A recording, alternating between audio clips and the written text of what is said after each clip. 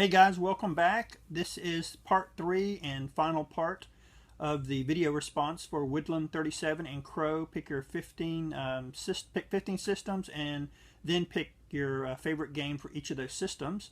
This is going to be the computers, vintage and modern. Let's get started. We're going to start with the Atari 8-bit computer system. And if you've watched previous video responses in the last couple of weeks, you should already know this answer. That is Wizard's Crown. This is my all-time favorite game, video game or computer game. This one heavily influenced me in what kind of games I liked when I played this as a teenager back in the mid-'80s. It also influenced the Advanced Dungeons & Dragons Gold Box series, like Polar Radiance. Their battle system was based off of this game, the battle system in this game. All right, let's get going. Next is the Commodore 64. This series of games is probably my favorite computer or video game series of games, but there are individual games that I probably like more. That is, for the Commodore 64, my favorite game is Might and Magic 1. I played the absolute hell out of this as well back in the mid to late 80s when this game came out. I also picked it up for the PC when it came out as well. And if you can look, that's kind of like what the graphics look like.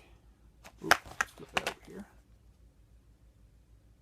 It's kind of a first-person, turn-based combat system that, again, heavily influenced a lot of the new, more modern computer role-playing games that are first-person, like Legend of Grimrock.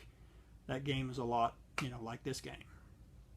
Next is the Commodore Amiga, and I've kind of thrown out the rule of having to have the game or a physical copy of the game, because a lot of these systems I'm going through now, I've never owned them when I was a kid, like the Amiga.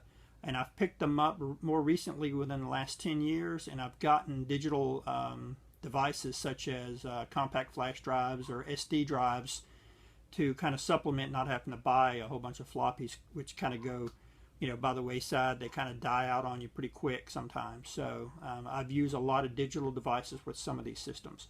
So for the Commodore Amiga, I'm going to choose the Chaos engine. I mean, it's an awesome kind of over the top kind of action game, hack and slash kind of game. More recently it was re-released for Steam, so you can find it on there with a little bit better graphics as well. It's an awesome game. Next is we're going to go to the Atari ST. Unfortunately, I don't have a copy of this game as well. I did though back in the day. And again, another game that heavily influenced kind of the first-person RPG games. That is Dungeon Master. They also released it for the PC. They released it for the Commodore Amiga as well, but I remember playing it on the Atari ST. Okay, next is we're going to go to the PC. I'm going to break those down in each decade, 1980s, 1990s, and the 2000s. First is the 1980s. This game came out in 1989, and I played the hell out of it as well. That is Might and Magic 2 for the PC. Again, graphics got a little bit better. And there are better systems to play this on that have a little bit better graphics and sound, such as like the Mac has a really good version of this game. But again, I remember playing it on the PC. Next is the 1990s for the PC. This game was probably one of my most influential games of all time.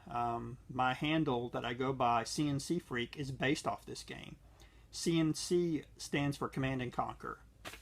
And with that, I don't have a copy, full box copy, but I do have my CD and manual for it. This game just kind of blew me away, and also kind of introduced me to one of my best friends. Me and him would stay up all night. Basically, I'd get home at like 10 or 11 at night, and he'd be up, and we'd play all the way till like 6, 7, 8 in the morning sometimes playing this game. It's God, just real-time strategy. You can't beat that game. I love the original. Some of the later ones are good too, but I always go back to the original if I want to have a craving for real-time strategy games. Next is the PC for 2000s. It's really hard to make a determination on this because it could have been World of Warcraft. It could have been the original EverQuest that I started playing in the early 2000s. But I went with a game that I've put hundreds and hundreds of hours in. I've bought it for the Xbox 360. I've bought it for the DS. I've bought it for my iOS, my iPhone. And of course, I've played it in Steam on the PC. That is Plants vs. Zombies. I don't know what it is about the original. The second one's okay. I hate the what they've done with the add it where you have to pay money for stuff. Excuse me. But playing it on the PC, the first one, I just absolutely love that game. I don't know, there was something about it that I really liked. Okay, next is the Apple II. I don't have this in Apple II, but I do have it for the Atari ST. It's pretty much the same game. This game, back when I was a teenager, I went over to my friend's house, and his little brother played the absolute heck out of this, and I watched him play it. Kind of introduced me into the Ultima series. It's probably my favorite Ultima.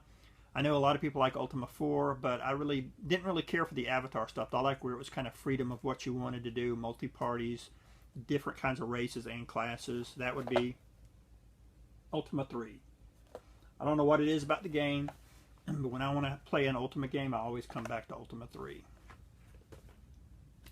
Next is the Apple II GS. I do not have the game in physical form. I recently did some video play of the game with a high score. That game is Sylphied. It also came out for the PC as well. On the Apple II GS, I think the sound, it just sounds and the music's just a little bit better on the Apple II GS. It is a kind of over-the-top shooter, like a shoot 'em up. You should definitely check it out. There's been different variations on the game for the Xbox, the Sega CD, but I always like the original. Next, we're going to do the Macs.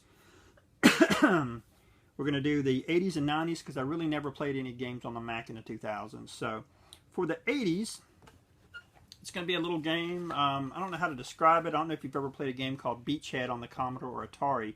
It's kind of like that. You have a turret that shoots the enemies as they fall down. They either come out of planes or they drop tanks, all kinds of stuff, and you have to use the turret to shoot them.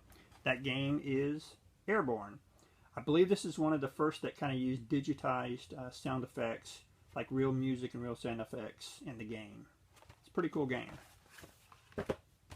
For the 90s, for the Macs, I'm going back to my true and tried Might and Magic series.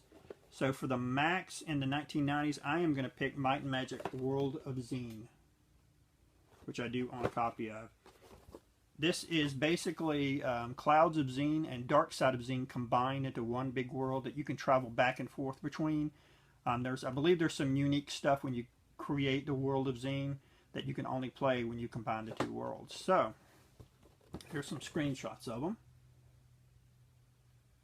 And again, this is a really cool first-person turn-based RPG. Alright, next is the Commodore VIC-20. I don't have this game, but I did buy the Mega Cart, which allowed me to play this game, and this is probably one of my most played and one of my most favorite games. Definitely is the favorite game for the VIC-20. That is Sword of Fargul. It's kind of a early dungeon crawl game where you have to defeat monsters, pick up treasures, and you're basically traveling down. I think you're trying to get to the sword. It's a really, really early cool game. They also made it, I believe, for the Commodore 64 as well, but for some reason I like playing it on the VIC-20. Next is the Texas Instrument TI-99 4A. One of the early systems that I had in my childhood. Didn't have any floppy drives or cassettes for it. Didn't have any games for it. All I did was hook it up to my TV and program on it for hours upon hours. I had a lot of fun with this system, and I'm glad I was able to get it back again. I got a compact flash drive with it, so it allows me to play pretty much any game that I want that they've converted over to floppy images that I can play now on this system. My favorite is actually a homebrew game that came out in the last 5 or 6 years. The game is called Neverlander. It's kind of a mixture of like Lunar Lander and Caverns of Mars, if you've ever played that on the Atari 2600.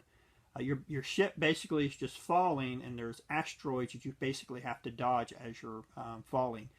And as you fall, if you hit an asteroid, it knocks your fuel down. And if your fuel reaches 0, the game's over. And basically, as you fall, there's little fuel packets that you can pick up, which replenishes your fuel.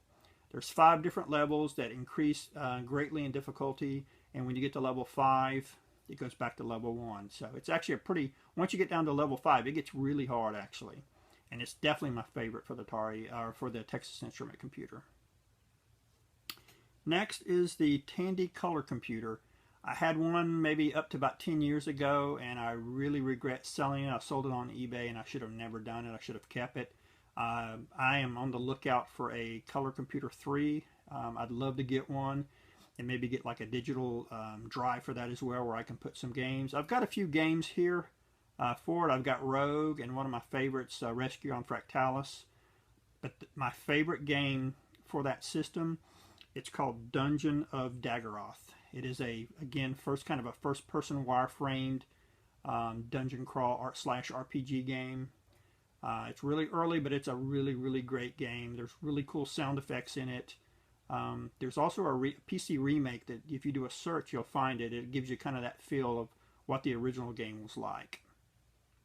And finally is the Mattel Aquarius. Another system that I got rid of in the last few years, and again, I regret getting rid of it. I really shouldn't have. There's only just a handful of games made for this system. And of course, you know me, I love role-playing games. Again, my favorite for this system was the Advanced Dungeons & Dragons Treasure of Tarman. They also made it for the Intellivision. It looks just a little different on the Aquarius. I think it looks a little better. It's basically a first-person, turn-based 3D dungeon RPG crawl, basically. And you basically travel through the dungeon. I don't think it has an end, if I'm not mistaken. But again, it was always fun just traveling through the dungeons and seeing how far you could get before you died. Well, guys, that is my last 15 of 15. I hope you appreciate what I've done here. And you might want to check out Woodlin37's channel and maybe do your own 15 of 15. Again, guys, thanks for watching.